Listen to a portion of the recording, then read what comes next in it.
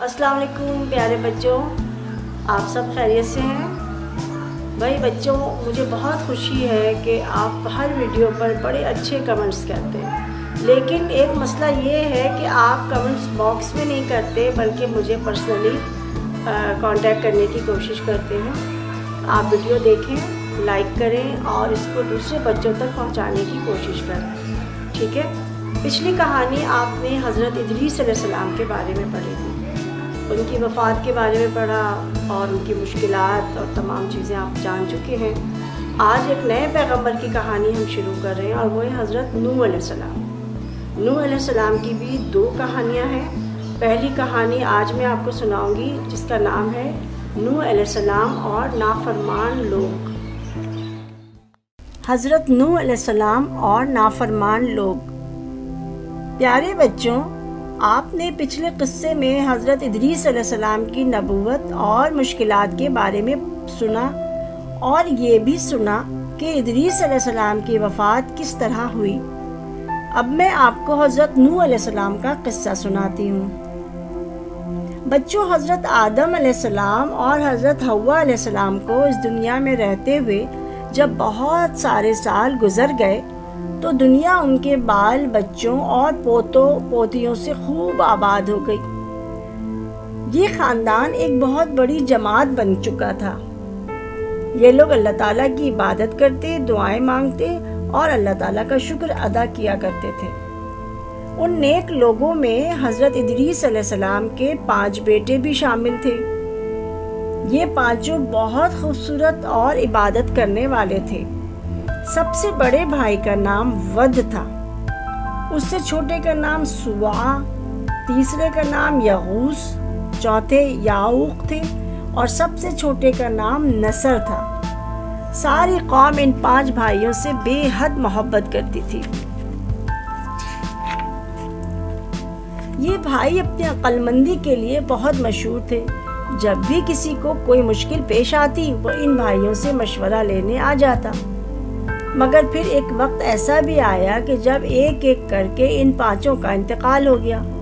लोगों को इनकी मौत का बड़ा अफसोस हुआ।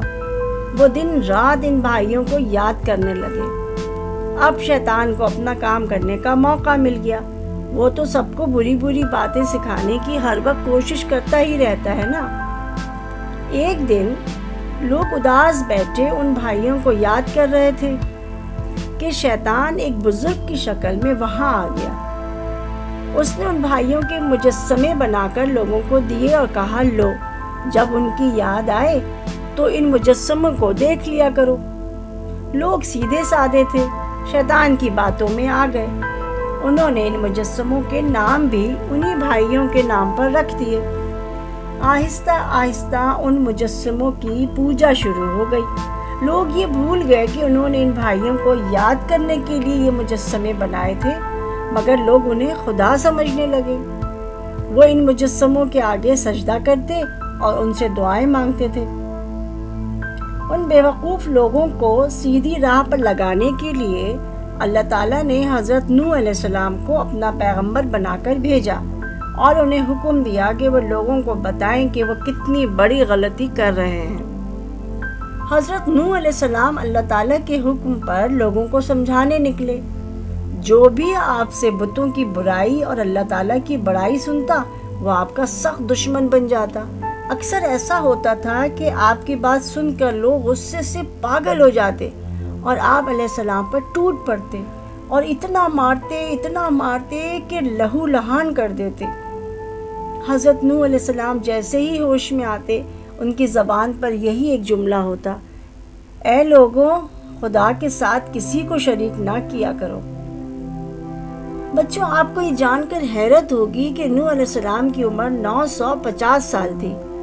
वो इतने तवील अरसे तक लोगों को अल्लाह ताला के दीन की तरफ बुलाते रहे, मगर उनकी सारी कोशिशों से सिर्फ 40 मर्द और 40 औरतें ईमान लाईं। बच्चों, एक मर्तबा का जिक्र है कि हज़रत नूह अलैहिस्सलाम लोगों को एक जगह जमा करके अल्लाह ताला के दीन की बातें बता रहे थे कि अचानक हज़रत नूह की बीवी वहाँ आ गई। बच्चों, वो एक नाफरमान और बहुत बुरी औरत थी। وہ حضرت نوح علیہ السلام کے سخت دشمن تھی۔ اس نے آواز لگائی، یہ پاگل ہے، دیوانہ ہے، لوگوں اس کی بات مت سنو۔ لوگوں کو تو بہانا چاہیے تھا۔ انہوں نے حضرت نوح علیہ السلام کو پتھر مارنے شروع کر دیے۔ حضرت نوح علیہ السلام کے جسم سے اتنا خون بہا کہ ان کے کپڑے تر بتر ہو گئے۔ لوگوں پہ جنون سوار تھا، لگتا تھا کہ وہ حضرت نوح علیہ السلام کی جان لے کر ہی دم لیں گے۔ آخر وہ زخموں سے چور ہو کر زمین پر گر پڑے۔ وہ ظالم لوگ آپ علیہ السلام پر ہنستے اور طعنے دیتے ہوئے واپس چلے گئے۔ نوح علیہ السلام کی آنکھوں سے آنسو بہتے رہے۔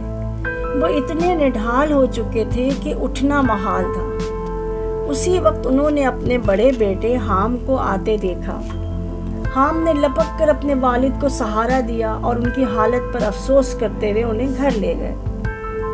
بچوں، حضرت ادریس علیہ السلام کی طرح حضرت نوح علیہ السلام کے بھی 5 بیٹے تھے، جن کے نام یہ ہیں: یافس، حام، سام، کنعان اور آبر۔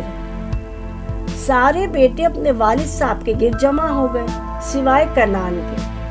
کنعان ان کا نافرمان بیٹا تھا۔ جب حضرت نوح علیہ السلام کو ہوش آیا تو انہوں نے سب سے پہلے اپنے بڑے بیٹے حام سے فرمایا، کل سے تم لوگوں کو دین کی طرف بلانے کا کام کرو گے۔ بیٹے نے فرما برداری سے سر جھکا لیا۔ اگلے روز سے حام لوگوں کو اللہ تعالیٰ کے دین کی تبلیغ کرنے لگے۔